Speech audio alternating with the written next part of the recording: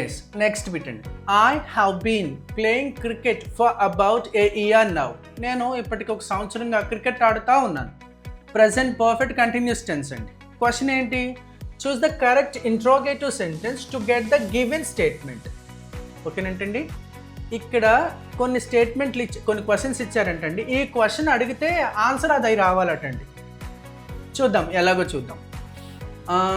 For example D నుంచి వెళ్దామండి. How often have you been playing cricket. ఇది క్వశ్చనే తప్పండి. మీరు ఎంత తరచుగా క్రికెట్ ఆడుతూ ఉంటారు అంటే సింపుల్ ప్రెజెంట్ టెన్స్లో అడగాలి. ఓకేనా? How often do you play cricket అని చెప్పేసి అడగాలి. ఇది కరెక్ట్ కాదండి, eliminated. You have been playing cricket for about a year now haven't you. ఇది ప్రశ్నే కాదండి, ఇది ప్రశ్నే కాదు, ప్రశ్న కావాలి ఇక్కడ మనకి. సో ఇది కూడా ఎలిమినేట్ అయిపోయింది. Right. When did you play cricket.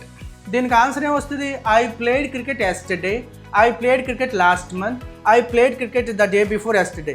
ఇలాంటి ఆన్సర్ వస్తుంది, కానీ అది రాదు కదా, మనకి అది రావాలి, ఈ స్టేట్మెంట్ రావాలండి. సో ఇది కూడా ఎలిమినేట్ అయిపోయింది. ఇది చూద్దామండి.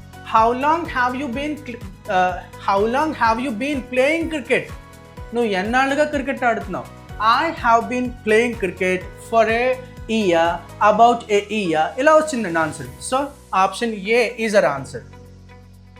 అంటే ఎలా అండి, కొంచెం మార్చి ఇచ్చాడు బిట్టు.